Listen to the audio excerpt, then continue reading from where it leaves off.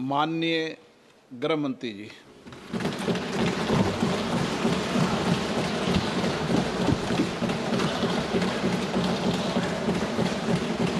सम्माननीय अध्यक्ष जी, मैं आज पहलगांव में निर्दोष यात्रियों की नृशंस हत्या पाकिस्तानी आतंकवादियों के द्वारा जो की गई और उसके जवाब में देश के प्रधानमंत्री जी ने दृढ़ इच्छा शक्ति का परिचय कराते हुए ऑपरेशन सिंदूर की सेना को परमिशन दी और हमारे वीर जवानों ने सटीकता बहादुरी के साथ पाक स्थित आतंकवादी अड्डों को चूर चूर करने का काम किया। वो घटना पर जो बहस हो रही है, इसमें हिस्सा लेने के लिए मैं खड़ा हुआ हूं। माननीय अध्यक्ष जी, सबसे पहले पहलगांव में जो नृशंस हत्या की गई निर्दोष नागरिकों की, धर्म पूछकर उनको मारा गया, इनके परिवार के सामने मारा गया और बड़ी बर्बरता के साथ ये हत्याएं की गई, इसकी मैं घोर निंदा करता हूं। और जो मारे गए हैं इनके परिजनों के साथ अत्यंत हृदय की गहराइयों से मैं संवेदना भी व्यक्त करना चाहता हूं। ऑपरेशन सिंदूर के जवाब में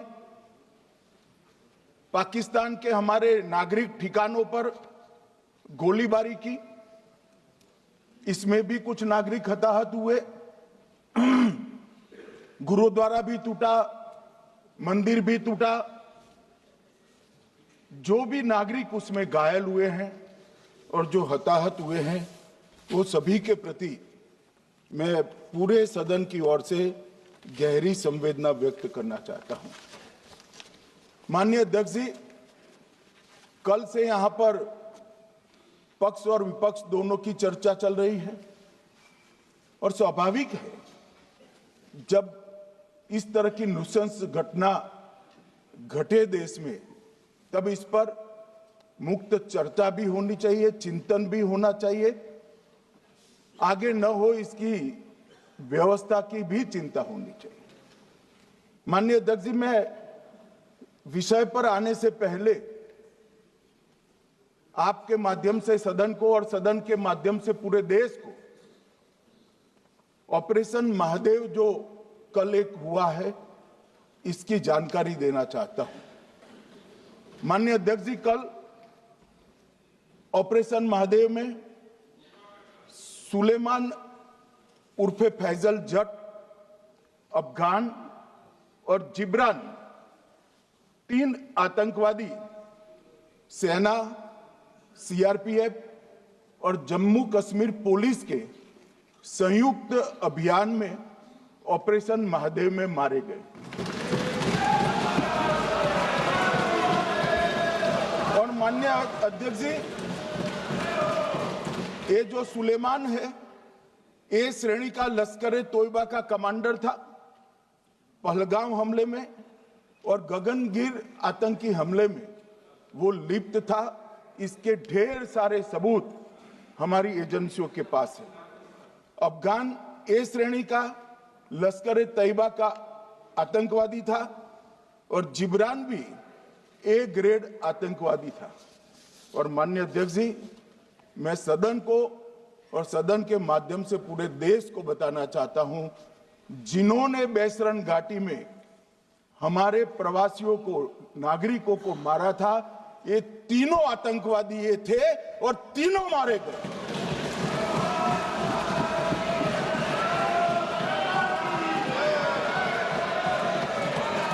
और मान्यवर,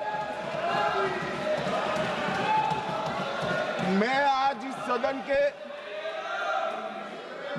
इस सदन के माध्यम से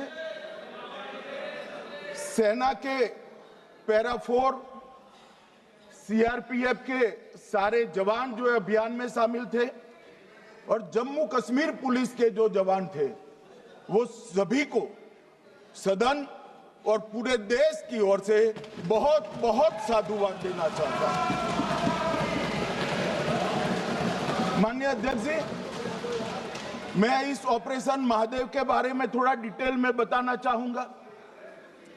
ऑपरेशन महादेव की शुरुआत 22 मई 2025 को, एक प्रकार से तो जिस दिन हत्या हुई थी उसी दिन रात को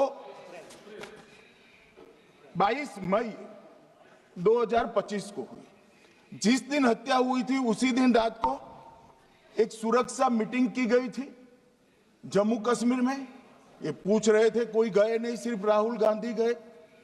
अब आपकी आंख कौन से चश्मे से देख रही है मुझे मालूम नहीं। माननीय अध्यक्ष जी, 1 बजे हमला हुआ, मैं 5:30 बजे श्रीनगर में उतर चुका था।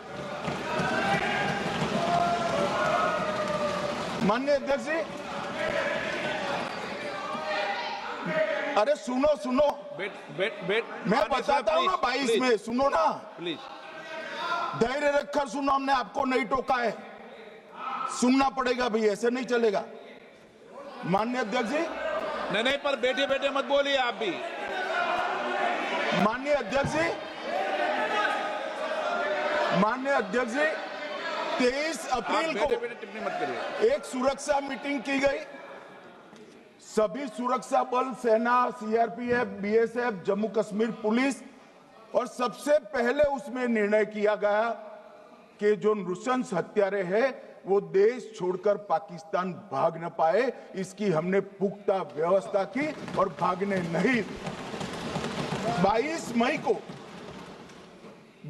मई को आईबी के पास एक ह्यूमन इंटेल आई और एक क्षेत्र के अंदर, दाची गांव क्षेत्र के अंदर आतंकवादियों की उपस्थिति की सूचना मिली।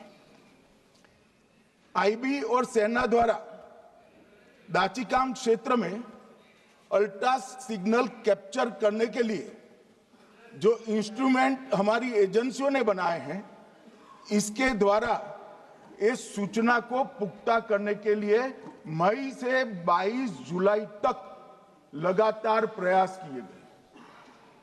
ठंड में ऊंचाइयों पर हमारे सेना के अधिकारी पैदल इनके सिग्नल प्राप्त करने के लिए घूमते रहे, आईबी के अफसर भी घूमते रहे, सीआरपीएफ भी घूमती रही, और मान्यवर 22 जुलाई को हमें सफलता मिली।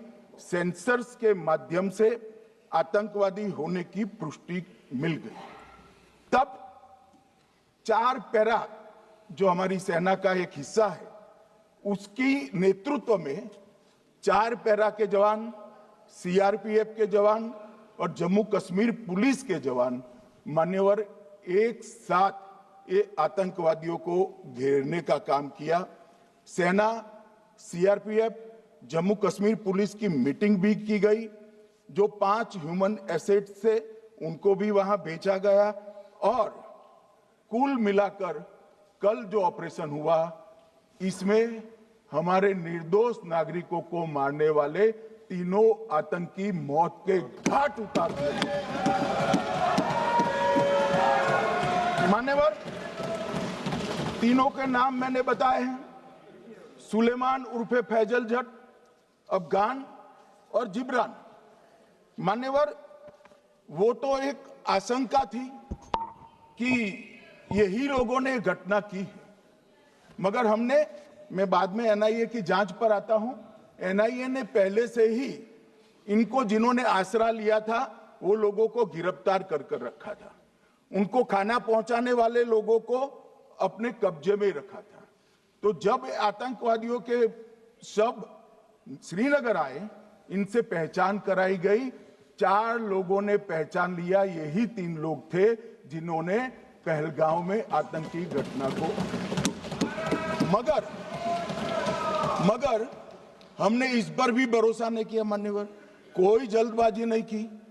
हमने जो आतंकी घटना स्थान से कारतूस मिले थे, वो कारतूस का एफएसएल रिपोर्ट पहले से करा कर रखा था और चंडीगढ़ सेंट्रल एफएसएल के अंदर बैलिस्टिक रिपोर्ट के आधार पर उनका रिपोर्ट तैयार था।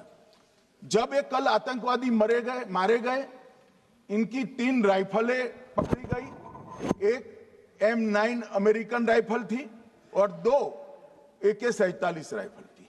जो कारतूस मिले थे वो भी M9 और AK-47 के भी थे, मगर हमने इससे भी संतोष नहीं माना। ये राइफलों को एक विशिष्ट विमान के द्वारा कल रात को 12 बजे चंडीगढ़ पहुंचा गया और पूरी रात फायरिंग कर इसके भी खाली खोखे जनरेट किए गए। 2 खोखों का मिलान किया गया, राइफल की नाली और निकले हुए खोखों का भी मिलान हो गया। तब ये तय हो गया कि इन्हीं 3 राइफलों से हमारे निर्दोष नागरिक मारे गए। और मान्यवर, आज मैं सदन को बताते हुए बहुत खुश हूं। मोदी जी ने ऑपरेशन सिंदूर कर आतंकवादियों को जिन्होंने आतंकवादियों को भेजा था, उनके आकाओं को जमीन में मिलाने का काम किया था। सेना और सीआरपीएफ ने वो आतंकवादियों को भी समाप्त कर दिया। और मान्यवर,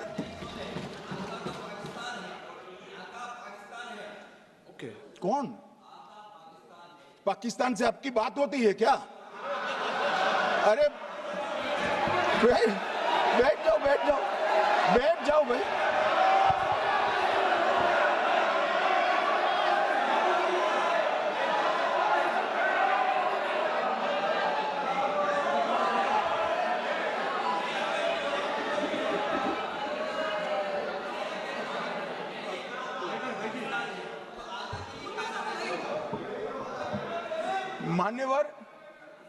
मान्यवर, मैं बताता हूं कैसे इनके आका मारे गए, वो भी नाम के साथ बताता हूं, जगह के साथ बताता हूं, घंटे, मिनट और सेकंड के साथ बताता हूं। मान्यवर, मैं तो अपेक्षा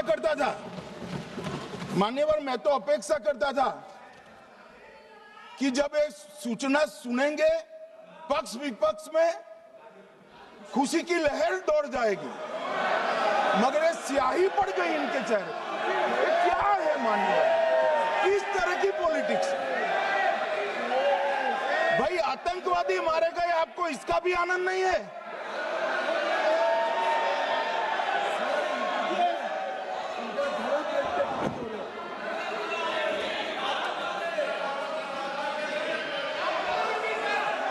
अखिलेश जी बैठ जाइए, मेरा पूरा जवाब सुनिए, आपका सब जवाब आ जाएगा। भाई, आप आतंकवादियों का धर्म देखकर दुखी मत होइए।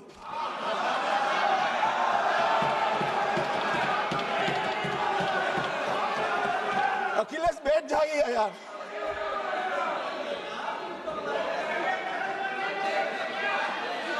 अखिलेश जी बैठ जाइए। मान्यवर, किसी को संशय रखने की जरूरत नहीं है।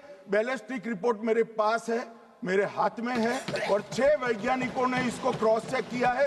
सुबह 4:46 पर फोन पर मुझे 6 ने वीडियो फोन पर कहा है कि 100% वही गोलियां हैं जो वहां चलाई। मान्यवर, ये हमारे देश की सेना, सीआरपीएफ और जम्मू कश्मीर पुलिस, ये तीनों का एक साझा बहुत बड़ा कामयाबी है, जिस पर 140 करोड़ को नाज होना चाहिए, देश की जनता को नाज। मान्यवर, मैं तो गया था वहां पर जब ये घटना हुई। दूसरे दिन इनके परिजनों को मिला था। 6 दिन की शादी वाली बच्ची विधवा होकर मेरे सामने खड़ी थी। आज तक मैं वो दृश्य नहीं भूल सकता।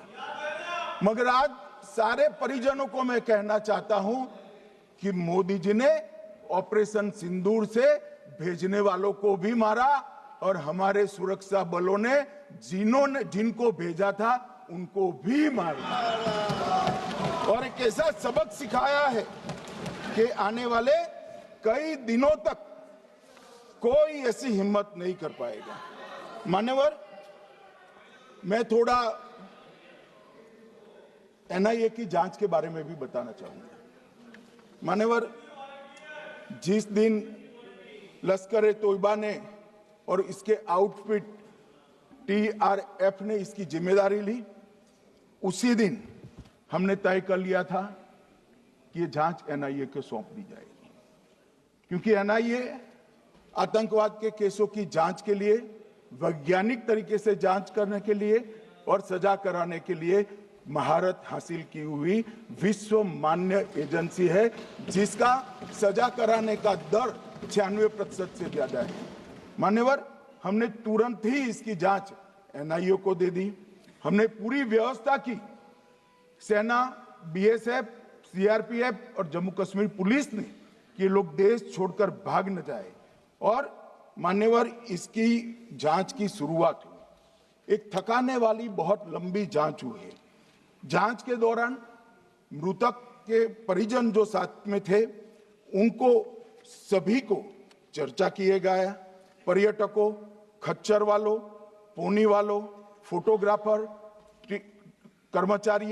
कर्मचारियों, विभिन्न दुकान में काम करने वाले लोगों, कुल मिलाकर 1055 लोगों की लंबी 3000 घंटे से ज्यादा पूछताछ इंफॉर्मेशन के लिए की गई और इस सबको वीडियो पर रिकॉर्ड कर दिया गया। और बाद में इसके आधार पर स्केच बनाया गया और ढूंढते 22/6/25 को एक बशीर की पहचान की गई और परवेज की पहचान की गई, जिन्होंने आतंकवादी घटना के अगले दिन आतंकवादियों को शरण दी थी। उनको अपने ढोक में रखा था। वो दोनों को गिरफ्तार कर लिया गया। अब वो हमारी कस्टडी में है।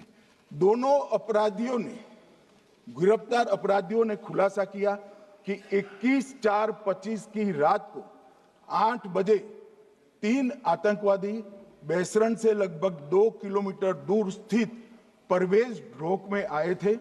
आतंकवादियों के पास AK-47 और M9 कार्बाइन थी। जो 2 आतंकवादियों ने काली पोशाक पहनी थी और एक ने छद्म वेश किया था। खाना खाया, चाय पी और ढोक से निकलते वक्त कुछ खाना, नमक, मिर्च और मसाले लेकर वो चले गए। मान्यवर, उस वक्त हमने जिन खोखों को रिकवर किया था, इसको हमने चंडीगढ़ FSL में टेस्टिंग के लिए भेज दिया। और जब चंडीगढ़ FSL में टेस्टिंग के लिए भेजा गया तो वही राइफल से एप्को आतंकी हमला हुआ था, वो भी निश्चित हुआ। तो आज इसके साथ साथ दूसरे एप्को आतंकी हत्या को अंजाम देने वाले आतंकियों का भी इसके साथ ही समाप्ति हुई है, उनको मार दिया गया है। मान्यवर, और इसके बाद में स्केच बनाया गया। गिरफ्तार किए गए दोनों आरोपियों की माता जो थी, इन्होंने ये तीनों आतंकियों के मृतदेहों को पहचान लिया है। दोनों आतंकवादी घटना में साथ लेने वाले उनके साथियों ने भी पहचान लिया है। और अब उसकी FSL की पुष्टि भी आज सुबह 4 बजे हो गई थी। अब मैं जांच का पूरा ब्यौरा बताना चाहता हूं। मान्यवर, ये हमले में 3 पाकिस्तानी आतंकवादी थे। हमले में 2 AK-47 और 1 M9 कार्बाइन का प्रयोग किया गया था। और अब जो पकड़े गए हैं, इसके सुलेमान के कारण एप्को का मामला भी आज रिजॉल्व हो रहा है और आतंकवादियों को पनाह देने वाले 2 स्थानीय लोगों को भी इस केस में पकड़ लिया गया है। अब मान्यवर, कल पूछते थे कहां से आए, कहां गए, किसकी जिम्मेदारी है। भाई, जिम्मेदारी हमारी ही है। हम सरकार में हैं, हमारी ही जिम्मेदारी है। मगर मैं पूछता हूं, जब आप सरकार में थे तब क्या क्या हुआ था, इसकी जिम्मेदारी किसकी थी और क्यों निर्वहन नहीं किया, वो भी बाद में पूछूंगा। जरा धीरज से सुनना। मगर मान्यवर, मुझे एक बड़ा दुख हुआ। कल इस देश के पूर्व गृह मंत्री चिदंबरम जी ने सवाल उठाया कि क्या प्रूफ है कि ये आतंकवादी पाकिस्तान से आए और मान्यवर कब उठाया? जब संसद में चर्चा होने वाली थी। क्या कहना चाहते हैं चिदंबरम साहब? किसको बचाना चाहते हैं? पाकिस्तान को बचाकर आपको क्या मिलेगा? वो ये कह रहे हैं कि और क्या है? मत जवाब दो।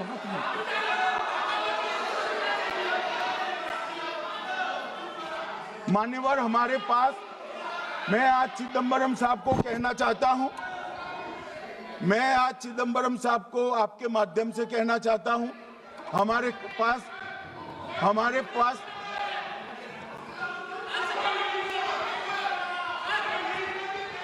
मान्यवर हमारे पास प्रूफ है, वो भी मैं सदन के सामने रखना चाहता हूं कि तीनों पाकिस्तानी थे।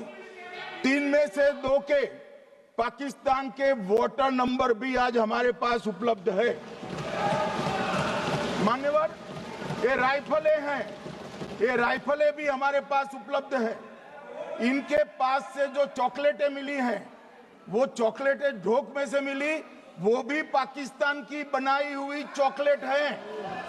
मान्यवर ये कहते हैं कि पाकिस्तानी नहीं थे, इसका मतलब पूरी दुनिया के सामने इस देश का एक पूर्व गृह मंत्री पाकिस्तान को क्लीन चिट दे रहा है।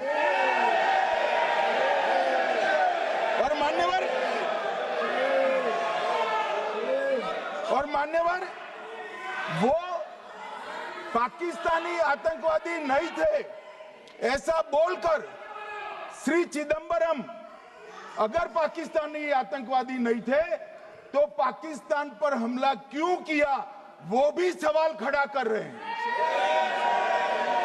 मान्यवर आज पूरी दुनिया ने हमारे संसद सदस्य गए थे, स्वीकारा था कि हमला पाकिस्तान ने किया है। और इस देश का गृह मंत्री जो कांग्रेस पार्टी से आता है, वो कहता है कि क्या सबूत है? अरे मुझसे मांगते, मैं दे देता। टीवी से मांगते हैं, पूरी दुनिया के सामने उजागर करते हैं, शख्स सुबह खड़ा करते हैं। पाकिस्तान को बचाने का इनका ये षड्यंत्र आज 130 करोड़ लोग जान रहे हैं। बच नहीं पाओगे आप लोग, बच नहीं पाओगे। मान्यवर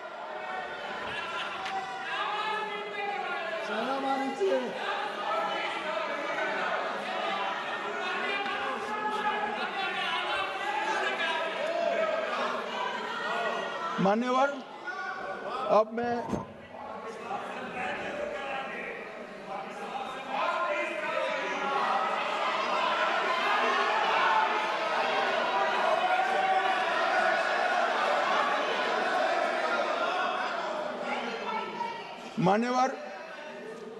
मैं पहलगांव आतंकी हमला और ऑपरेशन सिंदूर, ये दोनों घटनाक्रम के लिए मान्यवर ये अभी से थक जाते हैं।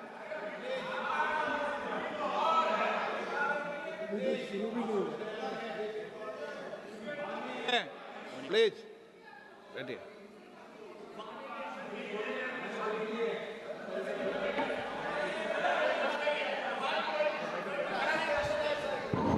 मान्यवर मैं आपके माध्यम से कहना चाहता हूं, थोड़ा धैर्य रखे भैया, अभी तो शुरू हुआ है, अभी तो शुरू हुआ है। मान्यवर मैं पहलगांव आतंकी हमला और ऑपरेशन सिंदूर के बारे में पूरा घटनाक्रम बताना चाहता हूं। कल ढेर सारे सवाल उठाए। वैसे तो मुझे लगता था कि कल रक्षा मंत्री जी के भाषण के बाद शायद कांग्रेस पार्टी सपोर्ट में भाषण देना शुरू करेगी और अगर थोड़ी बहुत जनता की इच्छा की परख होती तो वो ही करते, मगर नहीं करा। क्योंकि रक्षा मंत्री जी ने बहुत बारीकी से ऑपरेशन सिंदूर की सफलता, इसकी जरूरियात, इसकी प्रासंगिकता और इसके परिणाम, इसके बारे में बहुत अच्छे तरीके से सदन के माध्यम से पूरी देश की जनता के सामने रखा जाता है। मगर फिर भी उन्होंने बहुत सारे सवाल किए। अब सवाल किए हैं तो मुझे जवाब देना भी पड़ेगा, उनको सुनना भी पड़ेगा। मान्यवर, मैं पूरा घटनाक्रम बताना चाहता हूं। मान्यवर, 22 अप्रैल को पहलगांव में आतंकवादी हमला हुआ। इसमें 26 लोग मारे गए, 25 भारतीय और 1 नेपाली नागरिक। हमने उसी वक्त मैं श्रीनगर जाने के लिए निकल गया। रात को ही सुरक्षा बलों की मीटिंग कर ये भाग न पाए इसकी व्यवस्था की। माननीय मोदी जी ने 23 और 30 अप्रैल को सीसीएस की मीटिंग चेयर की। ये कह रहे हैं, मैं आज बताना चाहता हूं कि सीसीएस की 23 अप्रैल की मीटिंग में क्या हुआ।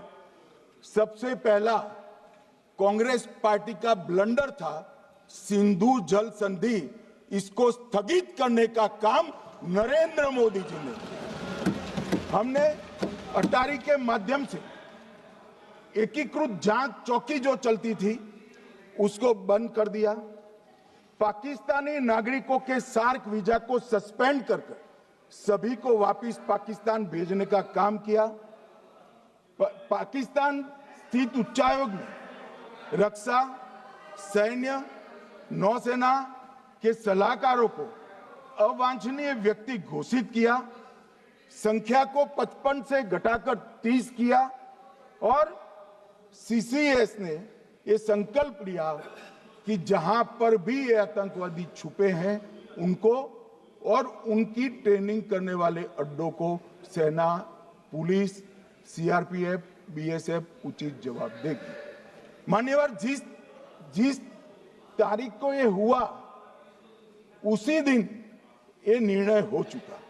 मान्यवर, इसके बाद में कल गोगाई जी कहते थे मोदी जी 24 को पहलगाम जाने की जगह बिहार गए। सुनो यार। मान्यवर, मोदी जी जब ये पहलगाम घटना हुई यहां नहीं थे, विदेश में थे। आने के बाद तुरंत सीसीएस बैठक की और मोदी जी जिस दिन बिहार गए उस दिन पहलगाम में कुछ नहीं, कोई नहीं था, सिर्फ राहुल गांधी थे। सारे लोग चले गए थे, सारे लोग वहां से अपने अपने ठिकाने पर चले गए थे।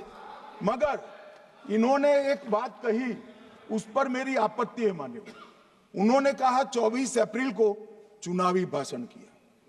मान्यवर, देश का नेतृत्व करने वाले देश के प्रधानमंत्री की फर्ज होती है कि देश की संप्रभुता पर, देश के नागरिकों पर अगर ऐसा जघन्य हमला होता है तो जनता की भावनाओं के अनुरूप जवाब देना चाहिए।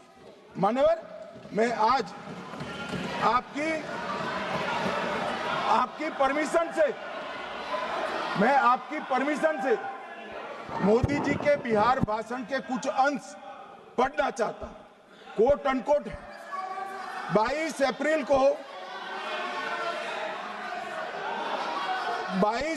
को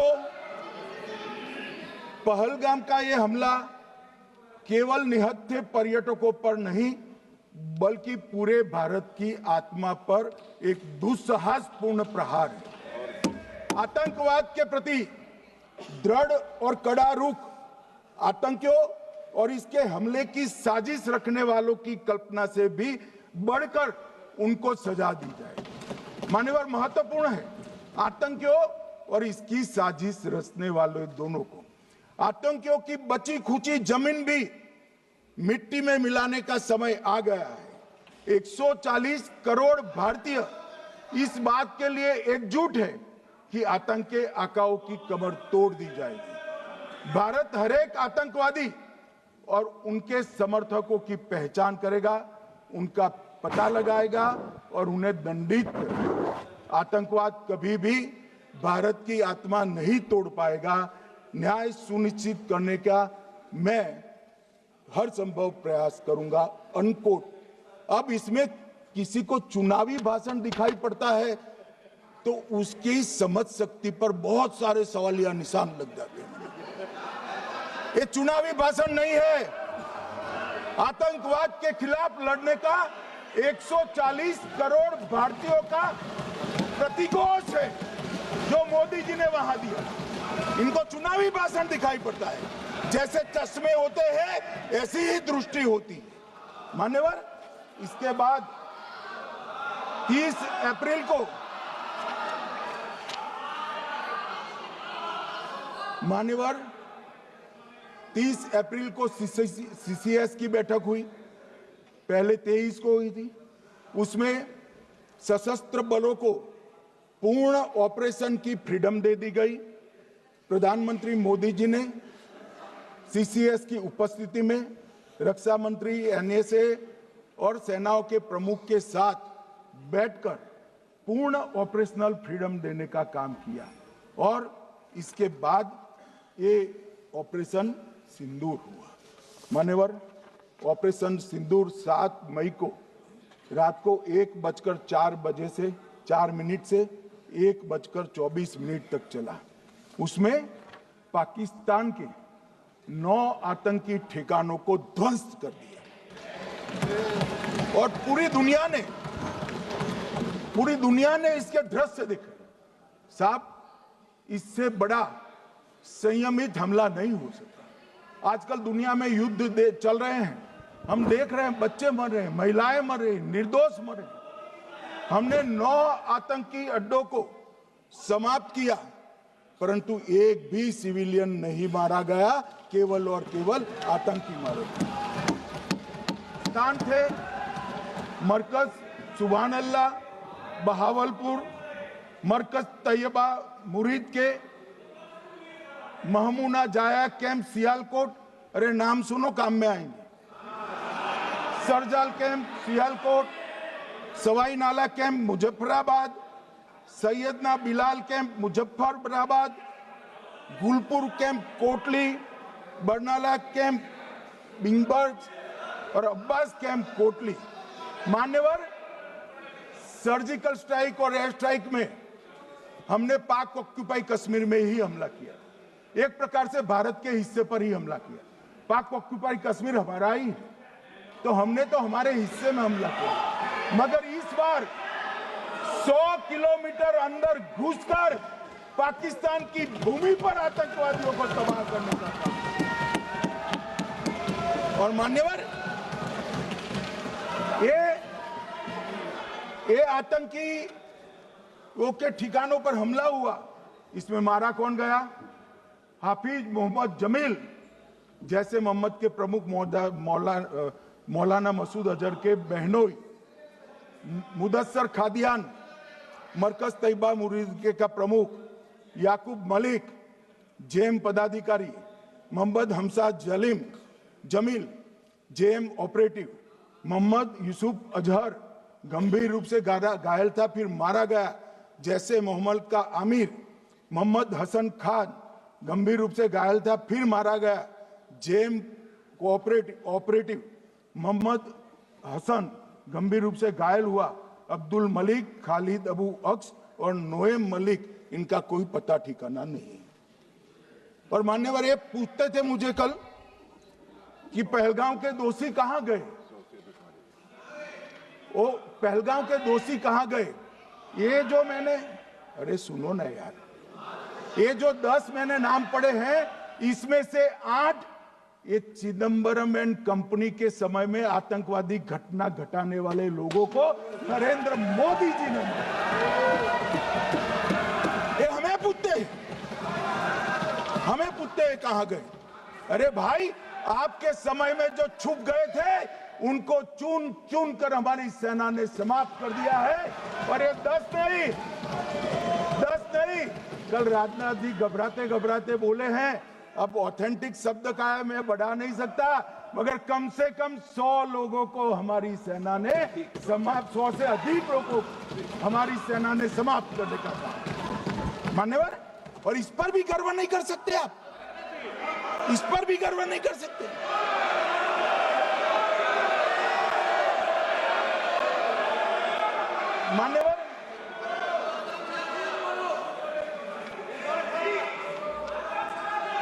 मान्यवर, 7 मई को 1:26 पर 22 मिनट पर ये हमारा काम समाप्त हो गया। हमारे डीजीएमओ ने उनके डीजीएमओ को बता दिया कि भाई हमने आतंकवादी हमलों पर स्थानों पर सिर्फ हमला किया है, इनके हेडक्वार्टर पर हमला किया है, जो हमारा आत्मरक्षा का अधिकार है। पूरी दुनिया इसको एक्नॉलेज करती है। ऐसा नहीं हो सकता है मनमोहन सिंह के समय की तरह कि वो आकर मारेंगे और हम चुपचाप बैठे रहेंगे और जाकर चर्चा करेंगे। नरेंद्र मोदी सरकार, ऐसा नहीं हो सकता। डोजियर भेजते रहेंगे। मान्यवर, उरी में हमला हुआ, हमने सर्जिकल स्ट्राइक किया। पहलगाम में हमला हुआ, एयर स्ट्राइक करा, और अरे पुलवामा में हुआ, एयर स्ट्राइक करा, और पहलगाम में हमला किया। 100 किलोमीटर अंदर जाकर 9 अड्डों और 100 से ज्यादा आतंकवादियों को समाप्त। मान्यवर, अब देखें, हमने तो हमला किया था पाकिस्तान स्थित टेररिस्ट ठिकानों पर। अब पाकिस्तान से गलती हो गई। टेररिस्ट ठिकानों पर जो हमला किया था उसको वो अपने पर का हमला मान बैठे और पूरी दुनिया में कहते थे कि हमारा टेररिज्म से कोई लेन देन नहीं है। ये तो अब ऐसे ही ग्रुप करते, हम तो विक्टिम है, जो मनमोहन सिंह ने सर्टिफाइड भी कर दिया था कि ये भी विक्टिम है। मान्यवर, मगर दूसरे दिन इनकी श्रद्धांजलि का कार्यक्रम हुआ और पाकिस्तान को मालूम नहीं पड़ा कि ये पूरी दुनिया देखेगी। सेना के आला अफसर उनके नमाजे जनाजा में उपस्थित हुए, उनके जनाजे को कंधा दिया और ये सारे आतंकवादियों के जनाजे के जुलूस के अंदर पाकिस्तानी सेना, इनके अफसर, आईएसआई के अफसर, वहां की पुलिस के अफसर अश्रुभीनी आंख के साथ जुड़े थे। और मान्यवर, ये सिंदूर ने पाकिस्तान को पूरी दुनिया में एक्सपोज कर दिया कि पाकिस्तान के अंदर टेररिज्म स्टेट स्पॉन्सर्ड टेररिज्म है। ये पूरी तरह से मान्यवर, पूरी तरह से एक्सपोज हो गया। 8 मई को पाकिस्तान ने हमारे रिहायशी इलाकों में हमला किया, हमारे सेना के अड्डों पर हमला किया, मगर एक भी मिसाइल से उनका कुछ नुकसान नहीं कर पाई। बहुत नजदीक से की हुई गोलाबारी के कारण हमारे एक गुरुद्वारा टूटा, एक मंदिर टूटा, कुछ हमारे नागरिक हताहत हुए। और दूसरे दिन 9 मई को मोदी जी ने सेना को हुक्म दिया, एक मीटिंग करी, राजनाथ जी, मोदी जी, एनएसए, सेना के सारे अध्यक्ष, और जवाब देने का तय किया और उनके 11 एयरबेस को क्षतिग्रस्त करने का काम किया। मान्यवर, 8 एयरबेस इतने सटीक तरीके से तोड़े गए, पाकिस्तान की पूरी एयर डिफेंस सिस्टम धरी की धरी रहेगी, कुछ नहीं कर पाई। नूर खान चकलाला एयरबेस तोड़ दिया गया, मुरीद तोड़ दिया गया, सुगुर्दा तोड़ दिया गया, रफीकी तोड़ दिया गया, रहीम यार खान तोड़ दिया गया, जकोबाबाद तोड़ दिया गया, सुक्कुर और भोलारी भी तोड़ दिए।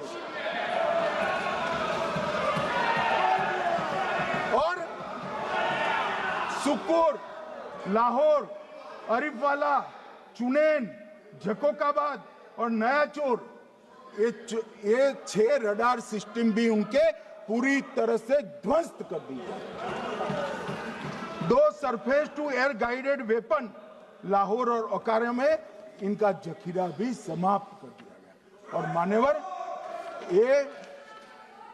ये हर चीज में पॉलिटिक्स करते, हर चीज में।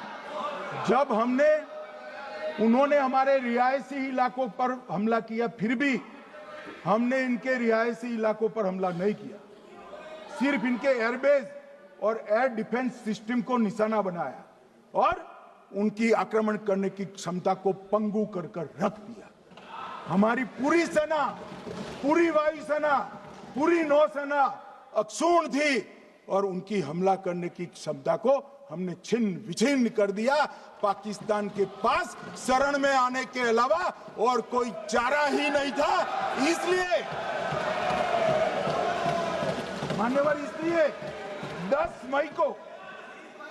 मई को डीजीएमओ ने, पाकिस्तान के डीजीएमओ ने भारत के डीजीएमओ को फोन किया और 5 बजे हमने इस संघर्ष को विराम किया। अब मान्यवर,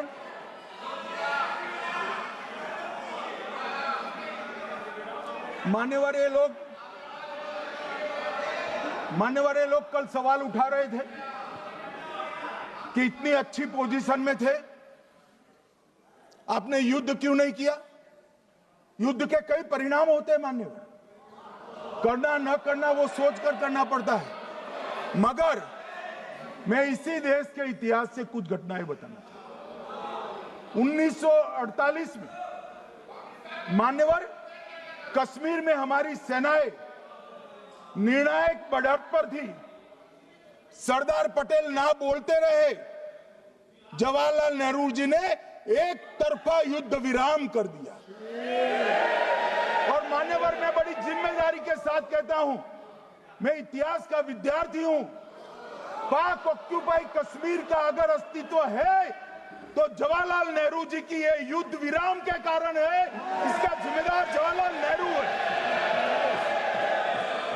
मान्यवर, 1960 में सरदार पटेल ने विरोध किया था, गाड़ी लेकर आकाशवाणी तक गए थे, घोषणा न करते, दरवाजे बंद कर दिए थे। मान्यवर, 1960 में सिंधु जल पर भौगोलिक व रणनीतिक रूप से हम बड़े मजबूत थे और उन्होंने सिंधु समझौता क्या किया? 80% भारत का पानी पाकिस्तान को दे दिया। मान्यवर, 62 के लड़ाई की बात मैं बाद में करता हूं। 65 की लड़ाई में हाजीपीर जैसे स्ट्रेटेजिक जगह पर हमने कब्जा किया था। 66 में उसको लौटा दिया गया। मैं 71 के युद्ध की भी बात करना चाहता हूं। मान्यवर, 71 में कल राजनाथ जी ने भी बताया, पूरे देश ने इंदिरा जी का समर्थन किया। उन्होंने पाकिस्तान के 2 टुकड़े कर दिए। बहुत बड़ी विजय थी भारत की और सदियों तक भारत इस विजय पर गर्व करेगा। हम सब भी करते हैं, हमें कोई आपत्ति नहीं। मगर हुआ क्या मान्यवर? युद्ध की विजय की चकाचौंध में क्या हुआ? 93 हजार युद्धबंदी हमारे पास थे, 93 हजार, और 15,000 वर्ग किलोमीटर क्षेत्र पाकिस्तान का हमारे पास था। 93 हजार युद्धबंदी उस वक्त की पाकिस्तान की सेना का 42% और 15,000 वर्ग किलोमीटर क्षेत्र। मगर शिमला में समझौता हुआ, पाक ऑक्यूपाई कश्मीर मांगना ही भूल गए। अगर उस वक्त पाक ऑक्यूपाई कश्मीर मांग लेते, न रहेगा बांस न बजती बांसुरी। ये कैंप तोड़ने की जरूरत न पड़ती साहब आपको, हमको। मान्यवर, इतना ही नहीं, पाक ऑक्यूपाई कश्मीर तो नहीं लिया, मांगना ही भूल गए। 15,000 वर्ग किलोमीटर की जीती हुई भूमि भी वापस दे दी। तय हुआ था पाकिस्तानी नरसंहार के लिए युद्ध अपराध न्यायाधिकरण बनेगा, नहीं बना। सेना ने पूर्वी पाकिस्तान में नरसंहार किया था। 195 पाकिस्तानी अधिकारियों पर मुकदमा चढ़ना था। भुट्टो अपने साथ इंदिरा जी के सामने से छुड़ा कर ले गए। जनरल मानेक शॉ का एक कोट अनकोट कहता हूं, जनरल मानेक शॉ का, जो एक प्रकार से आर्किटेक्ट माने जाते हैं बांग्लादेश विजय के, इन्होंने कहा कि भुट्टो ने भारत के नेतृत्व को मूर्ख बनाया। अब जो शब्द है, मैं आप कोट अनकोट है, इसमें मेरा कुछ नहीं है, ये लोग गुस्सा न हो सकते। I told her into bracket Indira Gandhi, Indira ji को कहा that he into bracket Bhutto के लिए, he has made monkey out of you. समझ में आता है? ये फील्ड मार्शल साहब ने कहा है, मान्यवर, और ये हमें सिखा रहे, ये नहीं किया, वो नहीं किया, फलाना नहीं किया, ठिकाना नहीं किया। अरे भाई, आप तो पाकिस्तान को क्लीन चिट दे रहे हो कि पाकिस्तान ने हमला ही नहीं किया है। क्या अधिकार है आपको पूछने का? कोई अधिकार नहीं है। साहब देखिए क्या होता है। मैंने कहा पाकिस्तान को क्लीन चिट दे रहे हो, तो कनी मोदी जी कह रही है कि नहीं, हम नहीं दे रहे हैं। कनी मोदी जी, माननीय अध्यक्ष जी, आपके माध्यम से मैं कनी मोदी को बताना चाहता हूं, माननीय सदस्य जी को, कि वो कह रही है हमने नहीं दिया, मगर जिसके साथ बैठते हो उसका दोस्त तो आपके सर पर आएगा ना। चिदंबरम जी कर रहे हैं, आपके राज्य से है, कांग्रेस के प्रमुख नेता है। देश के पूर्व गृह मंत्री कह रहे हैं कि पाकिस्तान ने आतंकवादी नहीं भेजे थे। क्या क्लीन चिट देना चाहते? किसी को अधिकार नहीं है साहब यहां आतंकवाद पर बोलने का, किसी को अधिकार नहीं। मान्यवर, मैं अब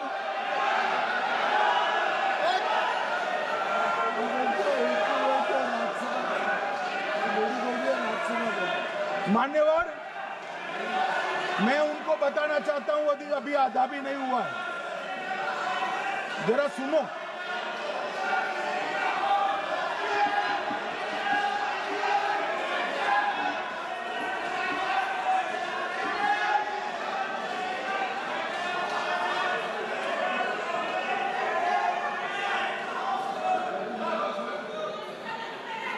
मान्यवर, 62 के चिन्ह में क्या हुआ, 62 के युद्ध में क्या हुआ? मान्य, ये अभी कल कुछ कांग्रेस के सदस्य चीन का सवाल पूछ रहे थे, मैं आज पूछना चाहता हूं 62 के युद्ध में क्या हुआ? 38,000 वर्ग मीटर, पूरा सदन ध्यान से सुने, 38,000 वर्ग मीटर अक्साई चीन का हिस्सा चीन को दे दिया गया, और वर्ग किलोमीटर ही बोला, वर्ग किलोमीटर। और मान्यवर, ऐसी ही चर्चा उस वक्त सदन में हुई। मैं तो बड़ी गंभीरता से जवाब दे रहा हूं, मुझे बोलने नहीं देते। जवाहरलाल नेहरू जी ने क्या कहा? वहां घास का एक तिनका भी नहीं उगता है, वो जगह को क्या करे? तो एक संसद सदस्य ने, नेहरू जी का सर मेरे जैसा था, महावीर प्रसाद त्यागी जी ने कहा कि आपके सर पर भी एक बाल नहीं, वो चीन बेच दे क्या? मान्यवर इस तरह से जवाब देते थे, नॉन सीरियस टाइप के जवाब। और कल गोगोई जी बड़ा बड़ा उछल कर बोल रहे थे। अरे गोगोई जी, आपको मालूम है उन्होंने चीन के बारे में, आसाम के बारे में क्या क्या था?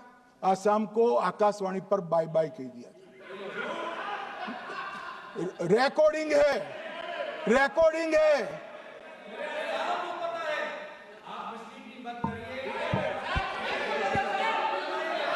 मान्यवर, मैं भी सहमत हूं, पूरे आसाम को पता है। मान्यवर,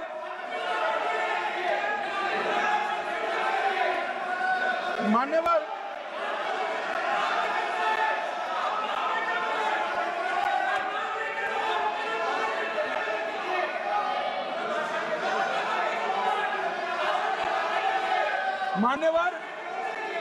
मुझे मालूम है पूरे आसाम को पता है, इसीलिए तो वो विरोध पक्ष में बैठे हैं वहां पर आसाम में, पूरे आसाम को पता है।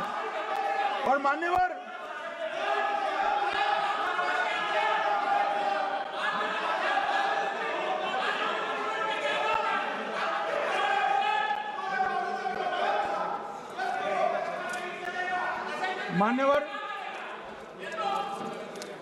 मान्यवर, जोर से बोलने से सत्य को छिपाया नहीं जा सकता।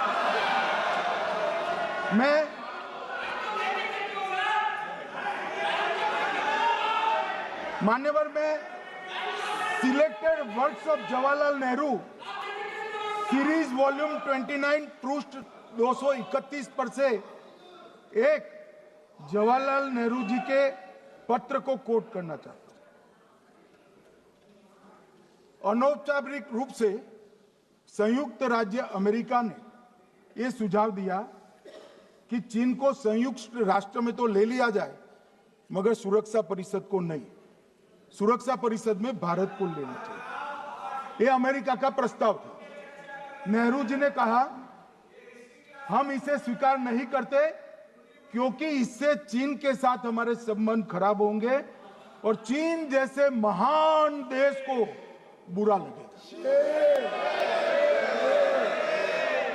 मान्यवर, आज चीन सुरक्षा परिषद में है और भारत बाहर है। मोदी जी प्रयास करें अंदर ले जाने का, इसका कारण जवाहरलाल नेहरू का ये स्टैंड है।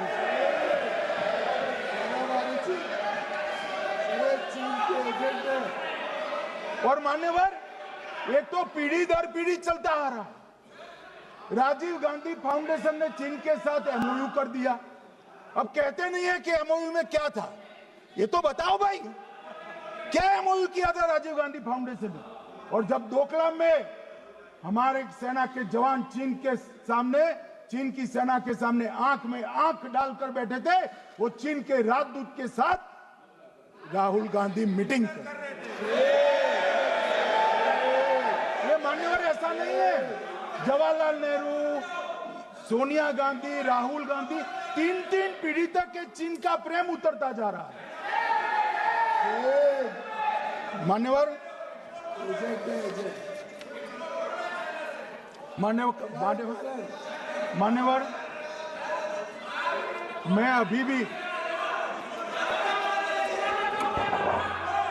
मैं अभी भी एक बात इस महान सदन के माध्यम से देश की जनता को कहना चाहता हूं, जो मेरी मान्यता है। ये सारी आतंकवाद की जड़ पाकिस्तान है और पाकिस्तान कांग्रेस पार्टी की भूल है। पार्टीशन स्वीकार न करते, पाकिस्तान कभी न होता। इन्होंने पार्टीशन को स्वीकार कर देश को तोड़ा है। मान्यवर, कल विदेश मंत्री जी बता रहे थे शर्म अल शेख सम्मेलन का बलूचिस्तान ब्लंडर, जिसने पाकिस्तान को हमारे साथ चर्चा करने के लिए इक्वल फुटिंग पर ला दिया। मान्यवर, अब ये टेररिज्म की बात करते हैं। मैं इसमें भी पूरे देश की जनता को टेररिज्म की विगत 20 साल की स्थिति से अवगत कराना चाहता हूं। मान्यवर, अटल जी की सरकार थी। 2002 में टेररिज्म को समाप्त करने के लिए अटल जी की सरकार, एनडीए की सरकार, भाजपा सरकार पोटा का कानून लेकर आई। मान्यवर, मैं सदन को याद कराना चाहता हूं, पोटा कानून का विरोध किसने किया था? किसने किया? कांग्रेस पार्टी ने किया। हमारे पास बहुमत नहीं था राज्यसभा में। मजबूरन हमने कानून को गिर गया, मजबूरन संयुक्त सत्र बुलाना पड़ा और पोटा कानून संयुक्त सत्र में पारित हुआ। देश नहीं भूल सकता मान्यवर। और पोटा कानून को रोककर आज भी कांग्रेस पार्टी के नेता जब बोले तब कहे, पोटा कानून को रोककर किसको बताना चाहते थे आप? किसको बचाना चाहते थे? पोटा तो आतंकवादियों के खिलाफ था। पोटा को रोककर अपनी वोट बैंक का उल्लू सीधा करने के लिए आप आतंकवादियों को बचाना चाहते। और मान्यवर, 2004 में अटल जी की सरकार गई, मनमोहन सिंह, सोनिया गांधी की सरकार आई। आते ही पहला काम क्या किया मान्यवर? पहली ही कैबिनेट में पोटा कानून को रद्द कर दिया। मैं फिर से पूछता हूं, किसके फायदे के लिए कांग्रेस पार्टी ने पोटा कानून रद्द किया? जवाब दीजिए जरा यहां पर। और मान्यवर, इसके बाद क्या हुआ? 2004 के दिसंबर में पोटा कानून रद्द हुआ। 2005 में अयोध्या में रामलल्ला के टेंट पर हमला हुआ, आतंकवादी मारे गए। मुंबई लोकल ट्रेन 2006, 5 में रामलल्ला पर हमला, 6 में मुंबई ट्रेन में बम धमाके 187 लोग मारे गए। 2006 डोडा उधमपुर में हिंदुओं पर हमला, 34 लोग मारे गए। 2007 हैदराबाद 44 लोग मारे गए। 2007 यूपी लखनऊ वाराणसी 13 लोग मारे गए। रामपुर सीआरपीएफ कैंप, वहां पर हमला हुआ 2008 में। 2008 में श्रीनगर के आर्मी के काफिले पर हमला हुआ, 10 सुरक्षा बल मारे गए। मुंबई आतंकी हमला 2008 में हुआ, 246 लोग मारे गए। जयपुर में 8 बम धमाके हुए, 64 लोग मारे गए। 2008 में अहमदाबाद में 21 बम धमाके हुए, 57 लोग मारे गए। दिल्ली में 2008 में 5 धमाके हुए, 22 लोग मारे गए। और पुणे की जर्मन बेकरी 17 लोग मारे गए। वाराणसी में 10 में धमाका हुआ, 11 में मुंबई में 3 धमाके हुए, 27 लोग मारे गए। अब मैं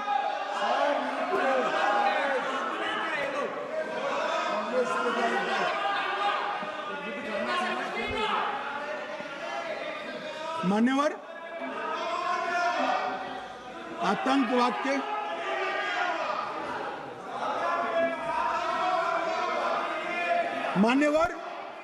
आतंकवाद के खिलाफ लड़ाई होती, कभी वो हमला करते हैं, मगर सवाल ये है कि इन्होंने 5 से 11 के बीच में 27 जघन्य हमले किए, 1000 के करीब लोग मारे गए।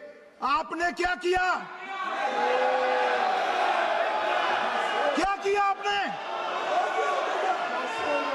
जवाब दीजिए, क्या किया? और मैं राहुल गांधी जी को चैलेंज देना चाहता हूं, इन्होंने इस आतंकवादी हमलों के खिलाफ उनकी सरकार ने जो कदम उठाए, यहां खड़े रहकर हिम्मत से बताए देश की जनता को, कुछ नहीं किया मान्यवर। ये यहां से आतंकवादियों की फोटो पाकिस्तान भेजते रहे, डोजियर भेजते रहे। और मान्यवर ये कहते हैं कि आपके समय में भी हमले हुए। मैं उनको अंतर समझाना चाहता हूं, वो देख नहीं पा रहे। मान्यवर, हमारे समय में जो भी आतंकवादी घटना हुई, पाक प्रेरित और कश्मीर सेंट्रिक हुई। देश के हिस्से में 2004 से 2014 से 2025 तक एक भी घटना नहीं हुई है मान्यवर। ये नरेंद्र मोदी सरकार है मान्यवर। और कश्मीर में भी आज स्थिति ऐसी हुई है, उनको पाकिस्तान से आतंकवादी भेजने पड़ते हैं। कश्मीर में आतंकवादी अब हमारे नहीं बनते हैं मान्यवर। और मैं सलमान खुर्शीद जी को भी याद करना चाहता हूं। एक बार मैंने बड़े सवेरे में नाश्ता करता था, टीवी पर उनको रोते हुए देखा। मुझे लगा क्या हुआ, कोई बड़ी घटना हो गई। तो रोते रोते वो श्रीमती सोनिया गांधी के घर से बाहर आए कि बाटला हाउस की घटना देखकर सोनिया जी फूट फूट कर रो पड़ी। अरे रोना था तो शहीद मोहन शर्मा के लिए रोते, बाटला हाउस के आतंकवादियों के लिए रोना आता है। और मान्यवर हमें पूछते हैं कि आपने क्या किया। कोई अधिकार नहीं है पूछने का, कोई अधिकार नहीं है मान्यवर। और ये हमें पूछते थे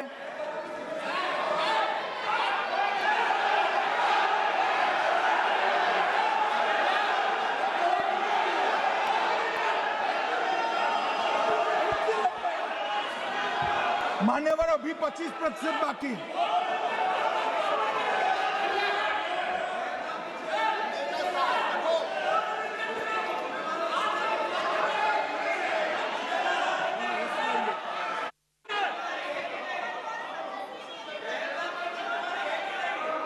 बैठिए, जवाब दे रहे हैं ना, आपका जवाब दे रहे हैं आपका। पहलगांव के बाद जो घटनाक्रम घटित, उसका जवाब दे दिया ना माननीय गृह मंत्री जी ने। आपने पूछा आतंकवादियों क्या हुआ, आतंकवादियों का जवाब दे दिया। क्या पूछना चाहते हैं आप? आपने हर सवाल पूछा, हर सवाल जवाब सुनिए। माननीय गृह मंत्री जी।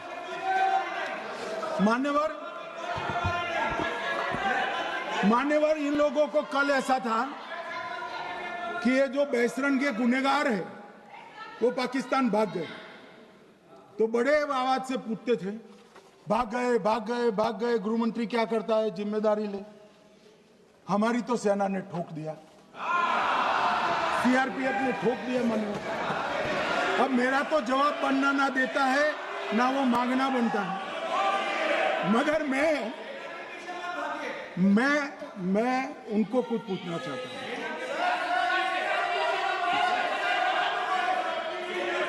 मान्यवर,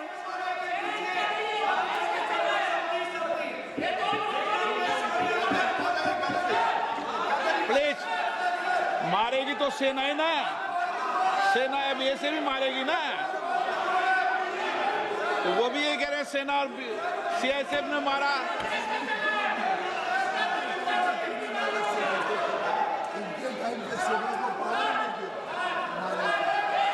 मान्यवर, ये कहते हैं साहब इसको बिठाओ जरा।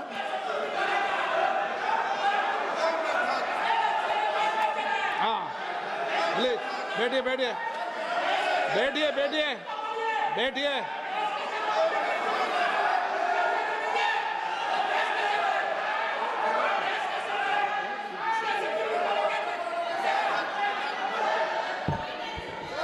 सबको मान्यवर, ये लोग मुद्दा उठाना चाहते हैं तो जरूर उठाए। मैं आज सुबह ही सलमान खुर्शीद जी का वो इंटरव्यू मेरे मोबाइल में रिजर्व कर आया हूं। आप जब भी कहोगे ये पूरे टीवी पर बताने के लिए मैं तैयार हूं। सेव कर आया हूं। इनकी इच्छा है तो कल एक समय तय करिए, यहां बता दीजिए चारों टीवी में, और देश की जनता भी देख ले।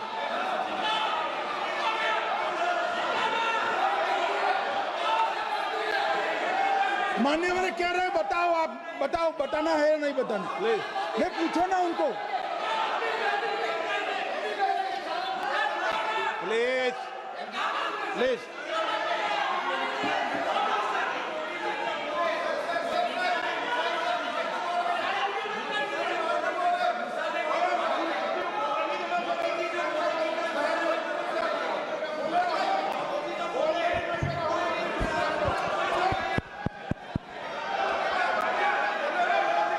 बिट्टू बैठ जाओ। मान्यवर, ये पूछ रहे थे कि क्यों भाग गए। अब मेरा समय काफी जाया गया, मैं जरा संक्षिप्त में कहता हूं, घटनाओं पर नहीं जाओ। दाऊद इब्राहिम कासकर 1986 में भागा, श्री राजीव गांधी की सरकार। सैयद सलाउद्दीन 93 में भागा, कांग्रेस की सरकार। टाइगर मेमन 93 में भागा, कांग्रेस की सरकार। अनीस इब्राहिम कासकर 93 में भागा, इनकी सरकार। रियाज भटकल 2007 में भागा, इनकी सरकार। इकबाल भटकर 2010 में भागा, इनकी सरकार। मिर्जा सादा बेग 2009 में भागा, इनकी सरकार। अब मान्यवर, मेरा तो जवाब मांग लिया, हमारे सुरक्षा बलों ने मेरा जवाब भी दे दिया, अब राहुल गांधी इसका जवाब दे।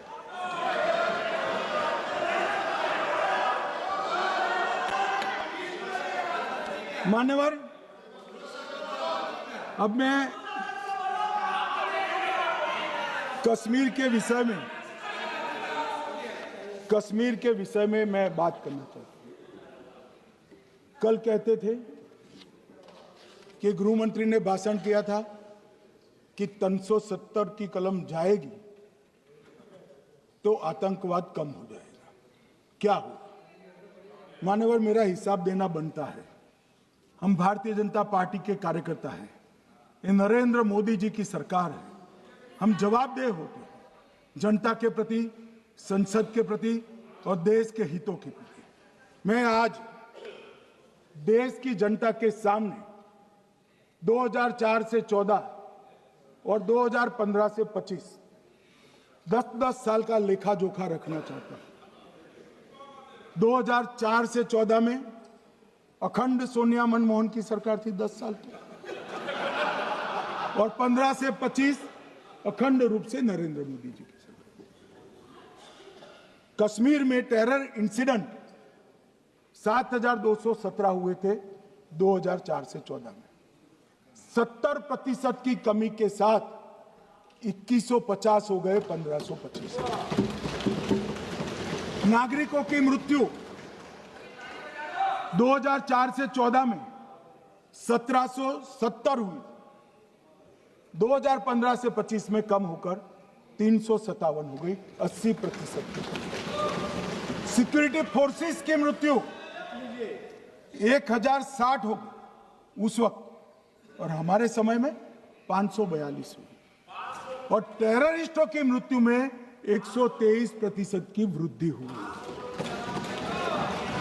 ये हमें पूछ रहे हैं क्या हुआ? आंकड़े से भाग नहीं सकते भाई, आंकड़े से भाग नहीं सकते। और अब मैं कहता हूं कि धारा 370 ने कश्मीर में आतंकवादी इकोसिस्टम को नष्ट कर दिया है, जिस धारा 370 को आपने इतने साल तक बचा कर। हमने जीरो टेरर प्लान बनाया है, एरिया डोमिनेशन प्लान बनाया है, मल्टी लेवल डिप्लॉयमेंट किया है, सुरक्षा जेलें बनाई हैं, 98% ट्रायल अब वीडियो पर हो रहे हैं, हमने संचार साधन बसाए हैं, और 702 फोन विक्रेता जेल में डाले, 2667 सिम कार्ड बन गए। हमने, एक जमाना था साहब 10-10 हजार लोगों के जनाजे निकलते थे, पूरे देश ने घटनाएं देखी होगी, बुरहान वानी मर गए, फला मर गए, ढिका मर गए, 10-10 हजार। अब जो मारा जाता है उसको वही दफना दिया जाता है। किसी भी आतंकवादी को उसका महिमा मंडन करने के लिए जनाजे की इजाजत नरेंद्र मोदी के शासन में नहीं। मान्यवर, आतंकवादियों के सगे वाले और समर्थक चुन चुन कर हमने नौकरियों से निकाले, पासपोर्ट रद्द कर दिए हैं, गवर्नमेंट कॉन्ट्रैक्ट रद्द कर दिए हैं, 75 से ज्यादा आतंकी समर्थकों को कोर्ट से ऑर्डर लेकर सरकार से बर्खास्त कर दिया गया है। बार काउंसिल उनके समर्थकों से भरी थी, सस्पेंड कर नया लोकप्रिय चुनाव हमने कराया है। मान्यवर, कई संगठन बैन करे, मैं बाद में बताता हूं। विशेष यूएपीए अदालतें बनाई हैं, लगभग मार्च 22 से 25 के बीच में यूएपीए के 2267 मामले हमने जब्त किए हैं, दर्ज किए हैं, 374 कुर्की किए हैं। और परिणाम क्या है मान्यवर? ये पूछ रहे हैं परिणाम क्या है? शुतुरमुख वृत्ति से अगर मिट्टी में सर रखकर बैठोगे तो कुछ नहीं, सूर्य भी नहीं दिखेगा। मान्यवर, परिणाम आया है। पहले ऑर्गेनाइज टाउन पेल्टिंग साल की 2654 होती थी एवरेज इनकेस में। कितनी मान्यवर? 2654 पथराव होते हैं, 2024 में 0 हो गए। मान्यवर, ऑर्गेनाइज हड़ताल पाकिस्तान से ऐलान करते थे, घाटी बंद रहती थी। पाकिस्तान की भी हिम्मत नहीं है, घाटी में भी हिम्मत नहीं है। इनके समय में साल में 132 दिन घाटी बंद रहती थी, अब ऑर्गेनाइज हड़ताल 3 साल से 0 है। मान्यवर, टाउन पेल्टिंग में नागरिकों की मृत्यु हर साल 112 होती थी, 3 साल से नागरिकों की मृत्यु 0 है। मान्यवर, जख्मी होते थे 6235 लोग टाउन पेल्टिंग में, आज 0। मान्यवर, आज मैं बताता हूं, एक समय में हुर्रियत के नेताओं को यहां वीआईपी ट्रीटमेंट मिलती थी, हुर्रियत के साथ चर्चा करते थे, और ये हुर्रियत वाले आते थे, रेड कारपेट पूरा रोड खाली कर सीधा आता था, और मनमोहन सरकार के दूत इनके साथ चर्चा करते थे। सारे हुर्रियत के कंपोनेंट हमने बैन कर दिए हैं, सारे जेल की सलाखों के पीछे। हम कोई हुर्रियत से बात करना नहीं चाहते। मैं सदन में नरेंद्र मोदी जी की नीति दोहराना चाहता हूं। हुर्रियत टेररिस्ट संगठनों के आउटफिट है, हम इनसे बात नहीं करेंगे। हम अगर किसी से बात करेंगे तो घाटी के युवाओं के साथ बात करेंगे, हुर्रियत के साथ बात। मान्यवर, चुनाव के दौरान डर का माहौल होता था, अब 98.3% मतदान हुआ पंचायत चुनाव। कांग्रेस की बंद बहिष्कार का समय बंद हो गया। सेपरेटिस्ट बात करना चाहते थे, अब वो नहीं कर सकते। और मान्यवर, 2019 के बाद हमने कितने संगठन बैन करे, मैं बोलना चाहता हूं, थोड़ा समय चाहिएगा मान्यवर। The TRF, people's anti fascist front, Tehreek ul Mujahideen, Jamaat ul Mujahideen Bangladesh Hindustan, Jammu Kashmir Ghaznavi force, Khalistan tiger force, Hizbut ut Tahrir, जमाते इस्लामी, जो जमाते इस्लामी ने पूरे पाकिस्तान के अंदर एक प्रकार से अलगाववाद का जहर घोला, वो जमाते इस्लामी आज बंद कर दिया गया। Jammu Kashmir liberation front, Jammu Kashmir democratic freedom party, Muslim league Jammu Kashmir, Tehreek Hurriyat, Muslim conference Sumji गुट, Jammu Kashmir national front, Jammu Kashmir people's freedom league, Jammu Kashmir people's league, Jammu Kashmir Ittehadul Muslimeen Awami action committee, Sikhs for justice और पॉपुलर फ्रंट ऑफ इंडिया को भी हमने बैन किया। और ये शांति ऐसे नहीं हुई है। और ये कहते हैं कि एक भी घुसपैठ नहीं होती है। कभी गए हो आप पाकिस्तान? तो कई बार गए हो गई आप सीमा पर गए हो? पाकिस्तान तो कई बार गए हो, फिर से बोलता हूं, सीमा पर गए हो, सीमा के माध्यम से पाकिस्तान गए हो। हमारे जवानों की कठिनाई देखो साहब, -43 डिग्री में पहाड़ पर रहकर नदी नालों के बीच में चौकी करते हैं। कोई घुस गए तो क्या हुआ? कोई घुस गया, वो बचेगा नहीं। यहां हम उसको या तो अरेस्ट करेंगे या तो एनकाउंटर में वो मारा जाएगा, बचेगा कोई नहीं।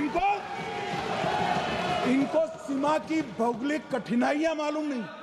वहां मान्यवर कई नदी नाले हैं, वेग से पानी आता है, -46 डिग्री टेम्परेचर है, नीचे सुरंगें बनाते हैं।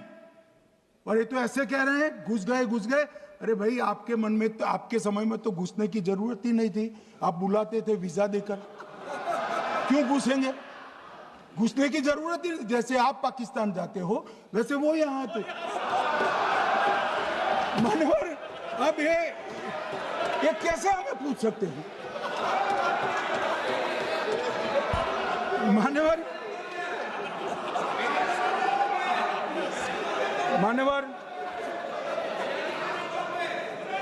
मैं समझ रहा हूं,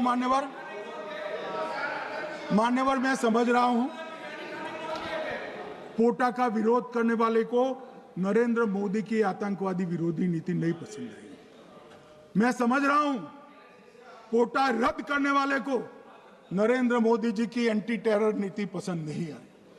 मैं समझ रहा हूं, टेररिस्टों का बचाव कर वोट बैंक बनाने वालों को एक कोई नीति पसंद नहीं आएगी। मानवर, इसका विरोधी होना है। परंतु मैं आज एक बात यहाँ सदन के सामने आपके माध्यम से सदन को और दुनिया को बताना चाहता हूँ। मानवर, ये नरेंद्र मोदी सरकार है, टेररिज्म के खिलाफ हमारी जीरो टॉलरेंस की नीति है, ऑफर है, और हम विजयी हो। और मान्यवर, मैं फिर से अंत में ऑपरेशन महादेव में जुड़े हुए सेना, CRPF और जम्मू कश्मीर पुलिस के सभी जवानों को 2 हाथ जोड़कर प्रणाम कर बहुत बहुत साधुवाद।